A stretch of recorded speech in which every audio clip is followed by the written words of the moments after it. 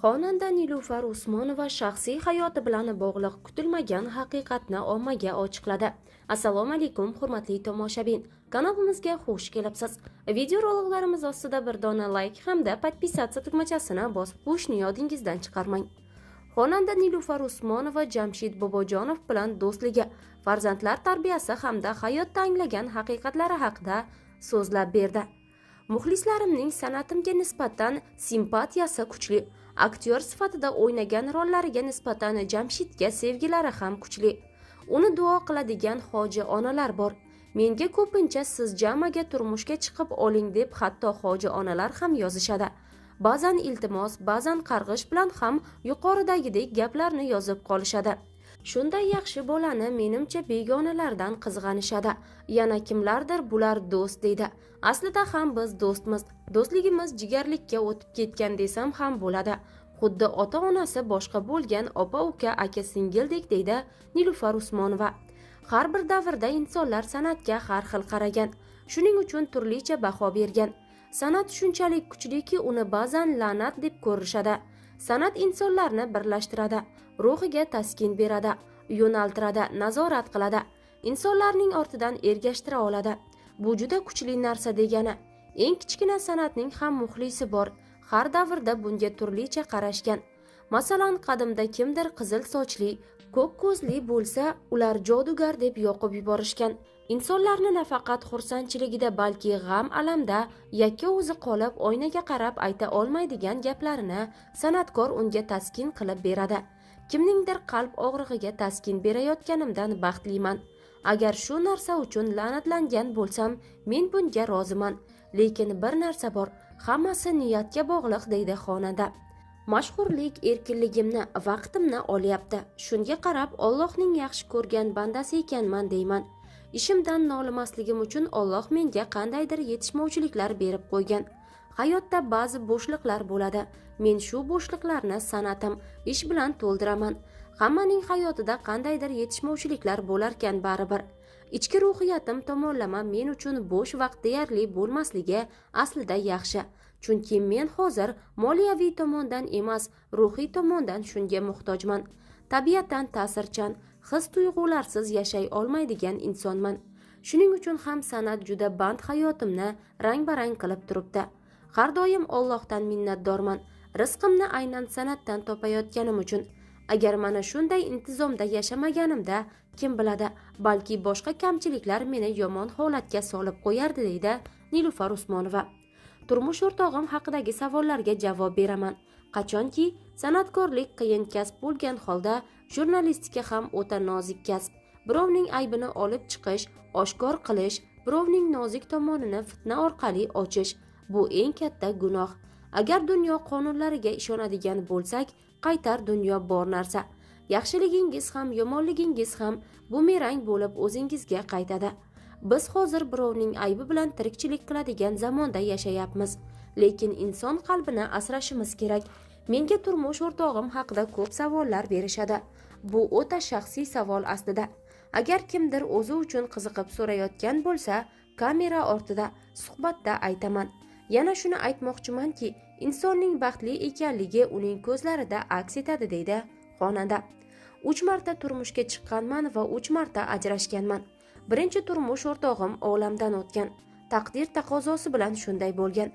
Shu hayotni yashab o'tganimdan roziman. 5 farzandim bor. 3 ta tog'dek o'g'lim bor. Alhamdulillah, erkagim bor meni sevadigan. Said Azamxon, Ibrohimxon, Sulaymonxon. Bular mening qanotlarim, tog'larim. Yoshroq paytlarimda farzandlarimga mehr bunchalik bo'lmagan. Yillar o'tgan sayin onalik muhabbati oshib borar ekan. Shu sababli bugungi yosh onalarni muhokama qilmayman. Chunki vaqtida o'zim ham ularday bo'lganman. Hali bola paytimda ba'zi kamchiliklarim bo'lgan bo'lsa, keyinchalik farzandlarim 3, 4, 5 nafar bo'lishganida Alloh menga bergan ne'matlarini jiddiyroq tushunib yetganman. Ertangi kundan umidim borligi uchun hozir hayotdan boshqacha rohatlanaman. Farzandlarim mendan keyin ham umidim bo'lib qolaverishadi. Dunyodan o'tsam ham ruhim, xotiram ular sabab tirik bo'ladi, deydi xonanda. Hammaning orzu havasi yetishmovchiliklari bo'ladi hayotda. Kimgadir pul, kimgadir yor, boshqa birovga farzand, yana kimgadir vaqt yetishmovchiligi.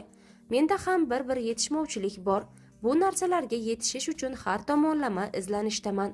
Psixologiyani o'qisak, boshqalarga emas, vijdonan yashashing kerak degan ma'no chiqadi. Lekin ba'zilar shuni ham pul uchun yo'nalishlarga bo'lib tashlashdi. Bunga ham aql kerak aslida. Pul qilib sotish uchun. Insonlar hozir xarakterini qayta sotishyapti. Kimdir o'tirib psixologiyadan dars beradi. Sen shundaysan, kuchlisan kabi allambalo gaplar bilan. Shu gaplar uchun pul to'lab ruhlanib chiqib ketasiz oldidan. Lekin olimlarning, sofiylarning kitoblari rostdan ham o'rganish kerak bo'lgan narsa. Hali onam o'qiydigan kitoblar darajasiga kelmadim. Masalan, onam G'azzoliyning kitoblarini o'qiydilar. Misol uchun onam Yulduz Usmonova bo'lsalar, u kishining ham nabiralari, ishi, turmush o'rtog'i bo'lsa-da, ularga nimadir yetishmaydi, yana o'rganadi. Demak, hali ham yetishmovchilik bor hayotida. Izlanyapti, to'xtamayapti. Men ham andozani onamdan olaman. Ularga o'xshab izlanaman. Odamlarga kitoblardan ko'ra hozir kim bilandir urushgani qiziq. Masalan, bir qo'shiq chiqarib Instagramga qo'yay. Odamlarga bu qiziq emas. Undan ko'ra mening hayotimga ko'proq qiziqishadi. Biz mana shunday jamiyatda yashayapmiz. 2-3 kontent kerak hozir. Hayotda u qadar baxtli bo'lmasa-da, o'zini ijtimoiy tarmoqlarda rang-barang hayotda yashayotgandek ko'rsatish uchun deydi xonanda Nilufar Usmonova. Yulduz Usmonovaning ilk turmush o'rtog'i sozanda Ibrohim Hakimov bo'lgan. Ikki ijodkor qisqa vaqt ichida qiz farzandli bo'lgan, ammo ma'lum sabablarga ko'ra ular 1996-yili rasman ajrashgan. Nilufar Usmonova o'z intervyularida to'liq oilada ulg'ayishni orzu qilgani va bolaligida ota-ona mehriga zor bo'lgani haqida aytib o'tgan. Bolaligim Marg'ilonda buvimning hovlisida o'tgan. Ra'no xolam onamdek mehribon bo'lsa-da, bola baribir o'z ota-onasini sog'inar ekan. Xolalarimning o'z farzandlari bor edi. Ular bilan birga o'ynardik. Urushib qolsak baribir o'z singli, ukasi bilan birga bo'lib olardi. Men esa yolg'izlanib qolardim.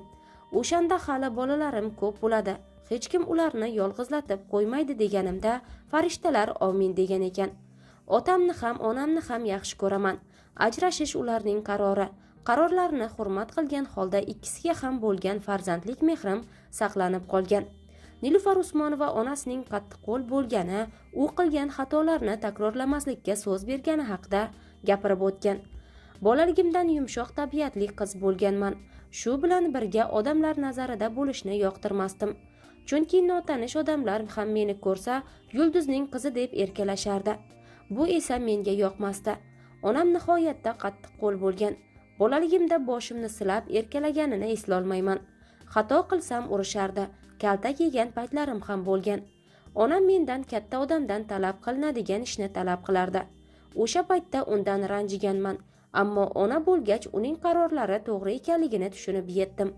Eng qizig'i, nabiralaridan mendan talab qilganchalik biror narsani so'ramaydi. Men urishsam bola-ku, sekin-sekin o'rganadi deydi. Onam qilgan xatolarni qilmayman, san'atni tanlamayman deb o'z-o'zimga so'z bergandim. Ammo bandaning emas, yaratganning aytgani bo'lar ekan deydi Nilufar Usmonova o'zining bergan intervyularidan birida.